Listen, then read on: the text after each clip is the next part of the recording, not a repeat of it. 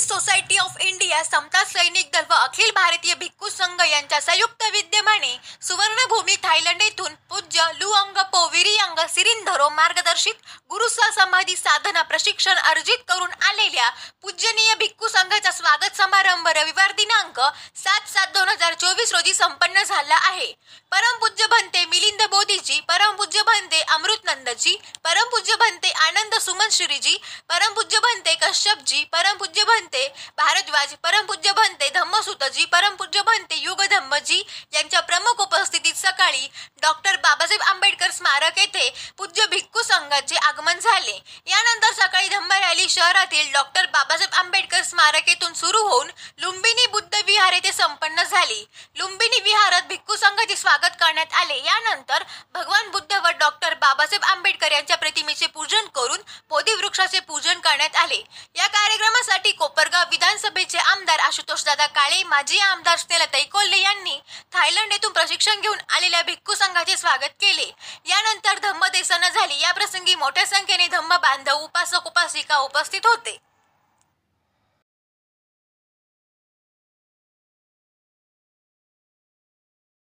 भिक्खू संघाचं आगमन विहाराकडे झालेलं आहे. बौद्ध उपासक उपासिकांना नम्र आवाहन करण्यात येते की आपण कृपा करून पटकन पुढे यायचं आहे आणि फुलांनी भिक्खू संघाचं स्वागत करायचं आहे. समता सैनिक दलाचे देखील या ठिकाणी मनापासून मनापर्यंत हार्दिक हार्दिक स्वागत. पुष्प जागेवरून टाका. पुष्प जागेवरून टाका. जागेवरून टाका.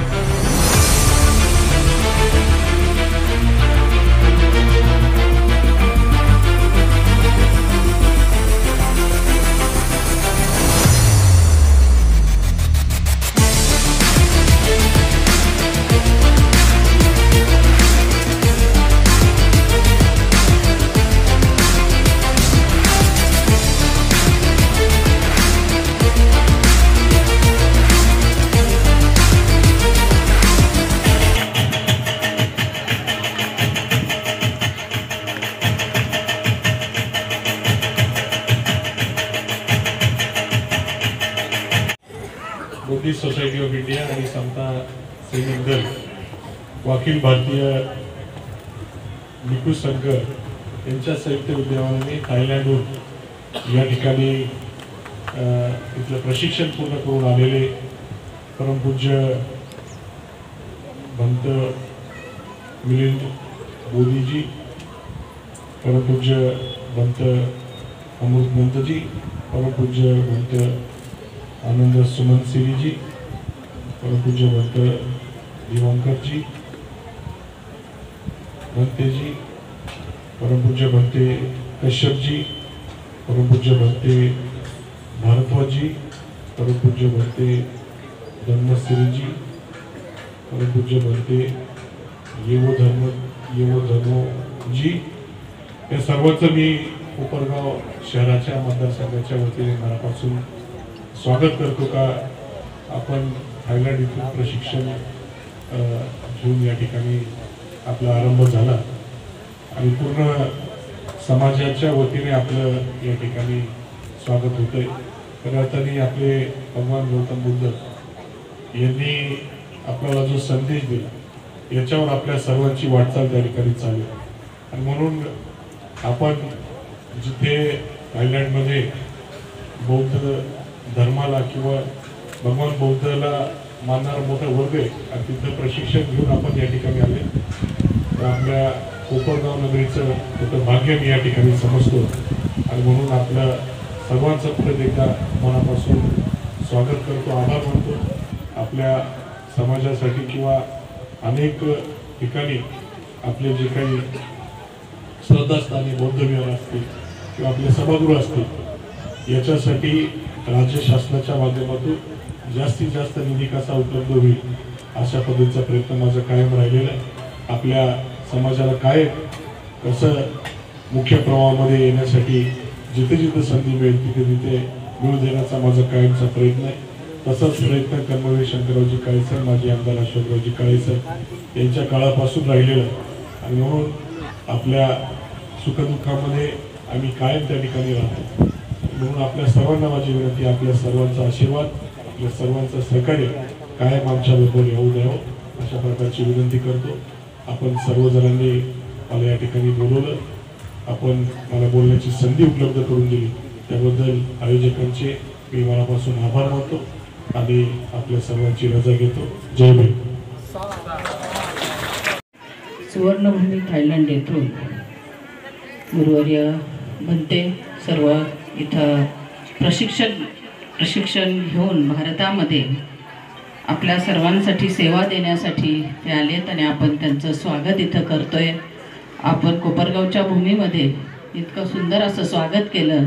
मी आपल्या सर्व संयोजकांचे आयोजकांचे मनापासून खूप खूप अभिनंदन, आभार मानते की खूपच चांगलं योग या निमित्ताने आपल्या कोपरगावकरांना आला. कारण आपल्या आशीर्वादाशिवाय, आपण दिलेल्या जीवनमार्गाशिवाय सर्व काही अशक्य आहे. आज काळाची गरज आहे शांतीचा संदेश देण्याची, माणुसकीचा धर्म शिकवण्याची आणि तो माणुसकीचा धर्म आपल्या माध्यमातून शिकवला जातो आहे.